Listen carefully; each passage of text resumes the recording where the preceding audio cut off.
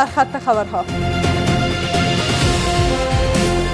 انتقاد کابل از تلاش اسلام آباد برای بی‌ثبات سازی افغانستان. ذبیح الله مجاهد میگوید پاکستان در همکاری با امریکا در تلاش برهم زدن ثبات افغانستان است.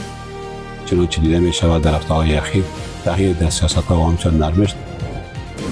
گام‌های جدید اسلام آباد برای بهبود روابط با کابل. وزارت خارجه پاکستان میگوید که اسلام آباد آماده همکاری با حکومت کنونی افغانستان است. منفعت مردمان افغانستان و پاکستانی هستند که از بازی‌های استخباراتی قدرت‌های بزرگ پرهیز کنند. ادامه برگشت مهاجران افغان از کشورهای همسایه. حمدالله فطرت میگوید که روز گذشته بیش از 2200 تن به کشور بازگشتند. و حملات گسترده اسرائیل بر غزه همزمان با سال جدید میلادی. رسانه‌های فلسطینی میگویند که این حملات بیشتر بر رفح و خان یونس متمرکز بود.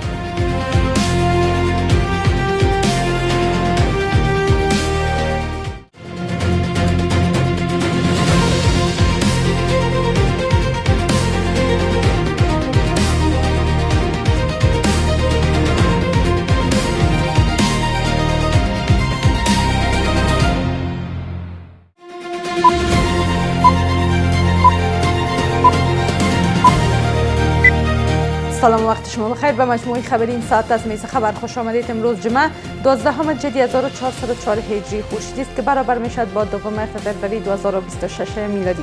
مشروع خبرها. ذبیح الله مجاهد سخنگوی امارت اسلامی بار دیگر پاکستان را به تلاش برای بی‌ثبات سازی افغانستان با حمایت ایالات متحده متهم کرد. او در اظهارات تازه خود گفت که امارت اسلامی نیروی نیابتی هیچ کشور نیست و تاکید کرد که از استقلال، حاکمیت و منافع ملی افغانستان دفاع خواهند کرد. گزارش از اناهی تاندر. ذبیح الله مجاهد سخنگوی امارت اسلامی در تازه ترین اظهارات خود گفته که پاکستان با حمایت امریکا در پی اجرای سناریوی بی‌ثبات سازی افغانستان است. او تاکید کرده که امارت اسلامی نیروی نیابتی هیچ کشور نیست و از استقلال و منافع ملی افغانستان دفاع خواهد کرد. ادامه جنگ، خشونت و مقابله را یکدیگر راه حل مشکل افغانستان و پاکستان نبوده، بلکه دو کشور دوست همسایه و مسلمان باید راههای صلح‌آمیز را پیش بگیرند.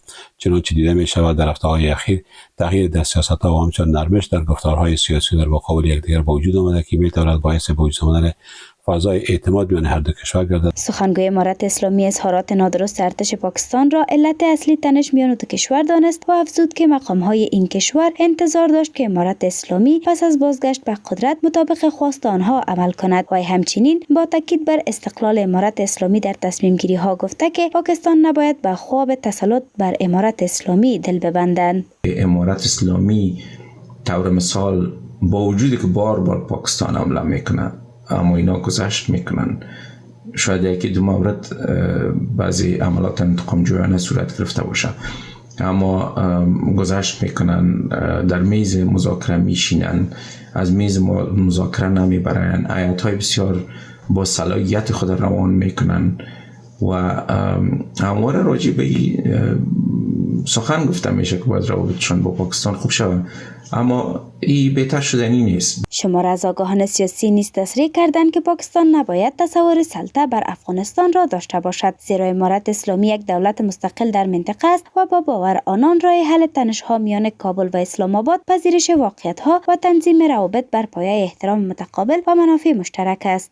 پاکستان می‌خواهد که افغانستان یک کشوری که اینمو که به اصطلاح عمق استراتژیک میگن، این چند مشکل و نزاعی که همواره با کشور هند هم داره، میخواد که از یک طرف اصطلاح گویا مسئول باشه و دیگه ای که یک جبهه عقبی داشته باشه که در قدم نخست خب موافق باشه امروز و در قدم دوم تا اگر بتونه این در برابر هند کمکش بکنه. این اظهارات در حال مطرح می شود که رابطه کابل و اسلام آباد همچنان با تنش همراه است و آگاهان سیاسی تاکید دارند که تنظیم روابط بر پایه احترام و حسن همجواری از سوی پاکستان می تواند راه حل پایدار برای دو کشور باشد. طاهر اندرابی سخنگوی وزارت خارجه پاکستان گفت که اسلام آباد به حاکمیت و تمامیت ارضی افغانستان احترام می‌گذارد. او انتخاب نوع حکومت را مربوط به مردم کشور دانست و گفت که پاکستان آماده همکاری با حکومت کنونی افغانستان است. گزارش از نسترن امیری.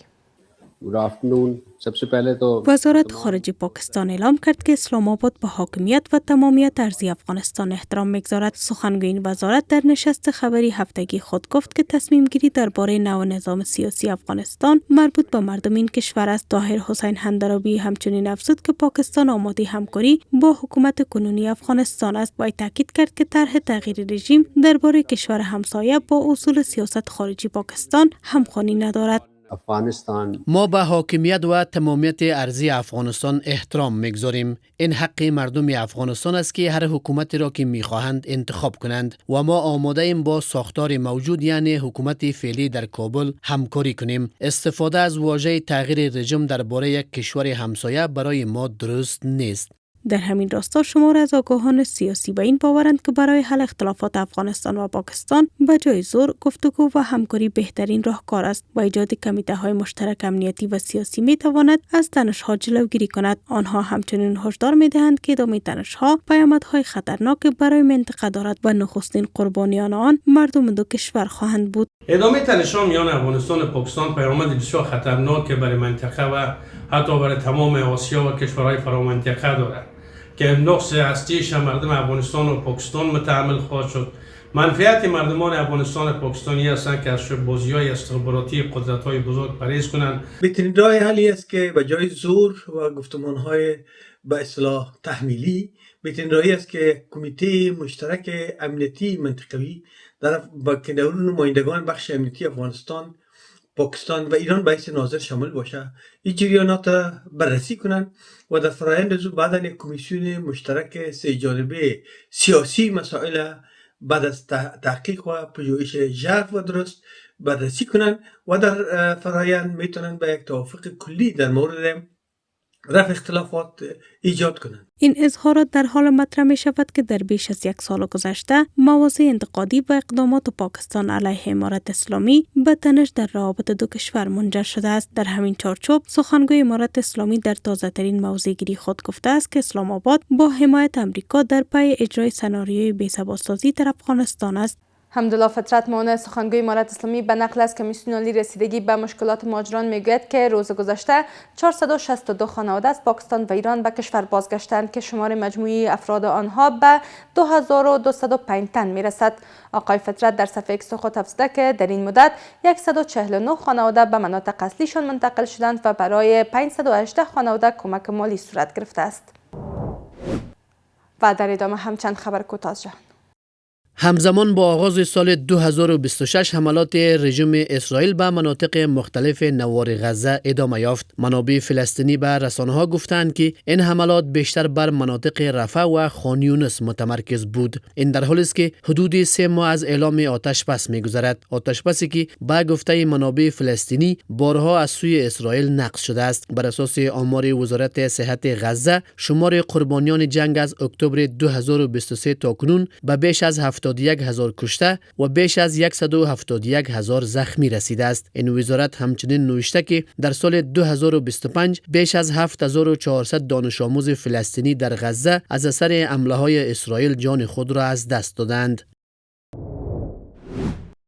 در پی آتش سوزی مرگبار در میخانه کنستلاسیون واقع در مجموعه گردشگری سوئیس دست کم 40 نفر کشته شدند و حدود 115 نفر دیگر زخم برداشتند که وضعیت بسیاری از زخمی ها وخیم گزارش شده است. این حادثه بامداد روز نخست سال 2026 همزمان با جشن سال نو رخ داد و میخانه در آن زمان مملو از جمعیت بود. به گفته مقامات سوئیسی، قربانیان از ملیت‌های مختلف هستند و به دلیل شدت سوختگی شناسایی برخی اجساد دشوار شده است. مقام‌های قضایی احتمال حمله تروریستی را رد کردند و تحقیقات برای مشخص شدن علت حادثه ادامه دارد. وزارت خارجه ایتالیا و فرانسه از مفقود شدن تعدادی از شهروندان خود خبر دادند.